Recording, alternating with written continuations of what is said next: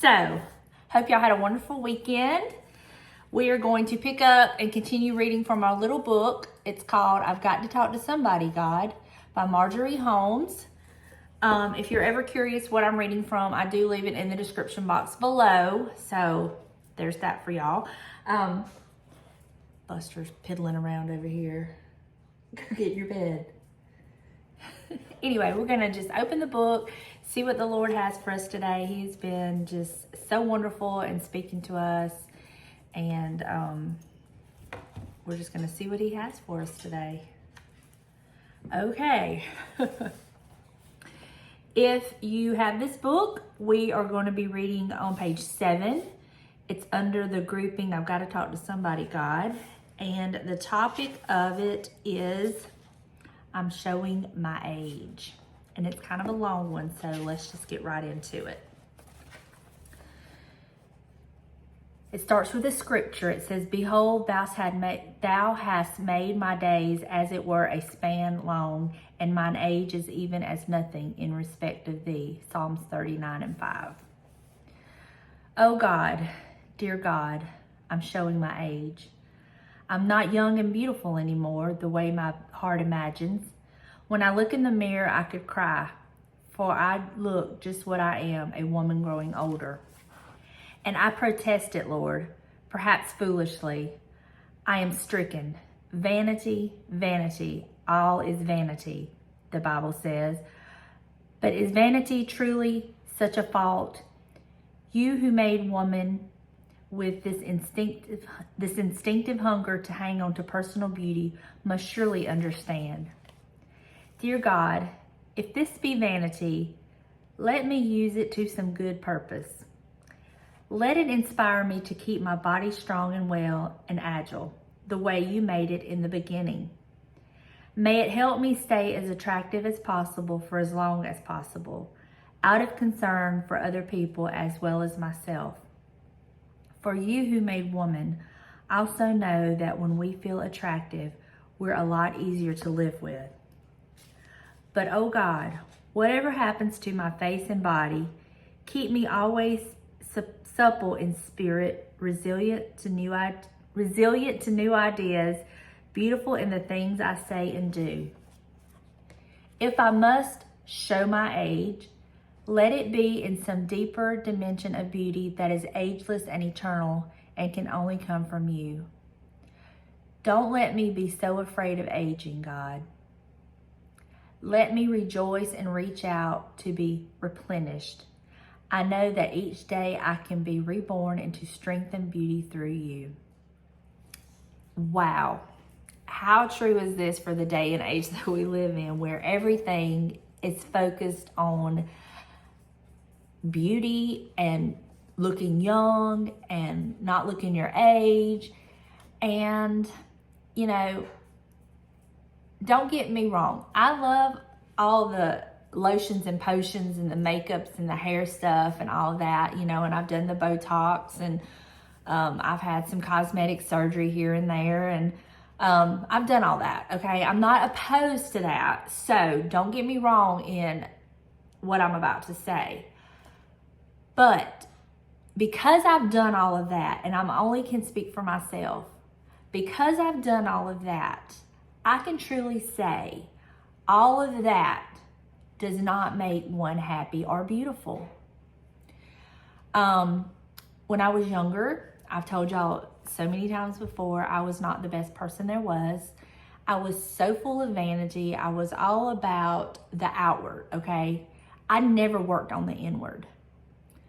And although I may have looked beautiful and I may have looked a certain way and fitting with the times and this and that, I was not a good person. And so therefore that made me very ugly. I was not kind. I did not have a right spirit about me. I did not have a good attitude. My attitude stunk to high heaven. And so regardless of what I was striving to look like on the outside, the inside me was just downright ugly and disgusting. And who would want to be around that, you know? I didn't even like myself. But thank goodness the Lord began a work in me, I should say, and he's still working on me. And although I still like, doing the hair and the makeup, and you want to dress nice and look nice, I have learned that none of that really matters if the inside man, if that inner man is not beautiful and does not have a right spirit and right attitude. Y'all, let me let Buster out. I'll be right back. Sorry about that. But do y'all understand what I'm trying to say? I mean, I look at the times that we're in and the age that the girls are growing up in, and guys too. I mean, it affects the boys too. And everywhere you look, it's all about, being a certain size, looking a certain way, fitting in a certain clique. It's just, social media is just the thief of joy, in my opinion. You can be having a wonderful day, feeling good about yourself, and start scrolling on social media, and just all before you know it, it's a doom and gloom. You just feel horrible about yourself because you don't fit into this category of what they're telling you is beautiful, what they're telling you is how you should look at this age, And I think we really have to guard our minds and our hearts. And that, again, goes back to last week's devotional when I said you have to be careful what you see, hear, and speak. Because in a world that is so vanity obsessed, it is, in my opinion, I don't know if y'all feel that way, but in my opinion, it is so vanity obsessed, it can really knock you down and make you feel really bad about yourself. But, if we line ourselves up with God, and we get in relationship with God, and we get in tune with God, and we start working on that inward man, all of that beauty that he's putting in you, changing your attitude, changing your spirit, changing your words and your tone, changing all that, when you begin to be around people and you speak, they're going to see a beauty about you that they can't even explain. And I've witnessed this in my own life. There was a lady who I had a relationship with, and in her time, she was just beautiful. And then as life took its toll, she became hard and very hardened. And that beauty just went with that, it just went away. And she was just not a pleasant person to be around. And all of that bitterness and that hardness that was inside her showed through on the outside of her. And I steered clear of her for many years. And then we got back in touch and started talking again. And during our absence, she had been working on her relationship with the Lord, and he began a work in her. And when I got back around her, she was several years older, but she was so beautiful, y'all. She was beautiful. There was a softness about her.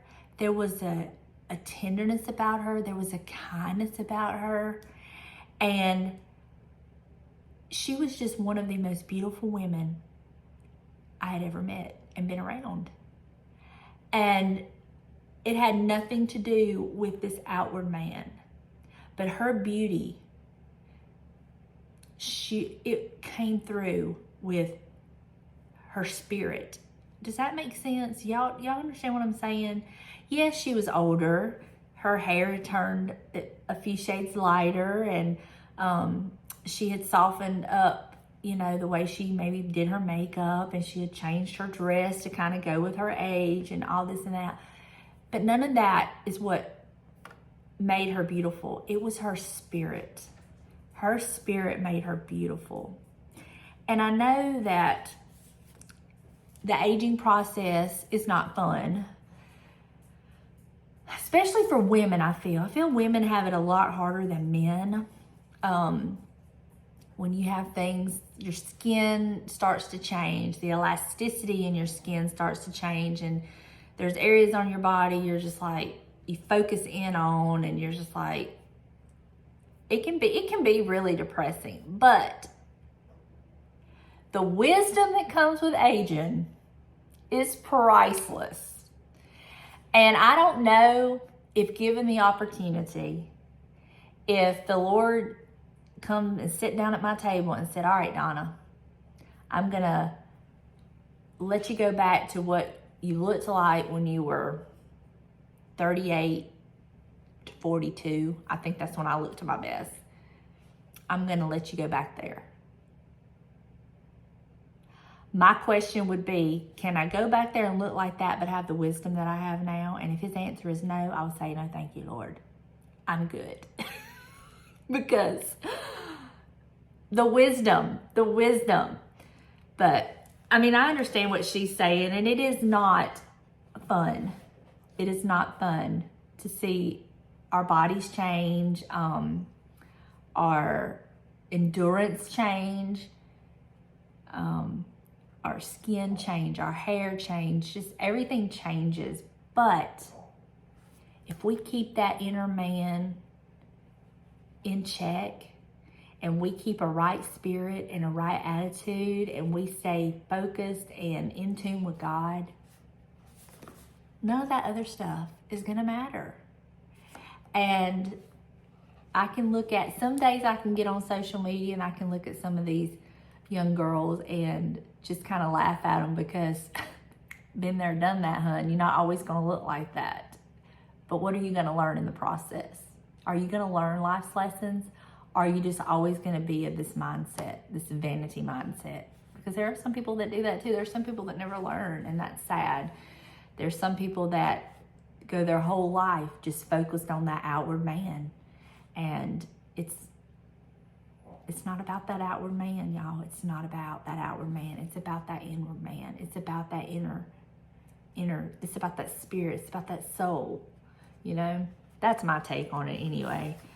I hope that blesses you. I hope that you understand where I'm coming from. And in no way am I throwing shade to anyone who likes to take care of themselves. I fully believe in taking care of themselves, and I'm going to fight this lines and wrinkles as long as I can. I'm going to buy all the lotions and potions and, do my best to take care of myself, to take care of this temple, to take care of this vessel. But I'm also equally, if not more so, going to take care of that inward man, that spirit, and keep a right attitude and try to keep all of that in check, because if those two get out of balance, they're kind of like, working against each other. If that makes any sense. Does that make sense, y'all? I feel like sometimes I just rattle and I just don't even know what I'm saying. And I mean, I know what I want to say, but it's like, Lord, please let it translate. Anyway, I love y'all. Thank y'all so much for being here. Thank you for your love and support. I truly appreciate each and every one of y'all, and I pray for y'all. I pray for this channel.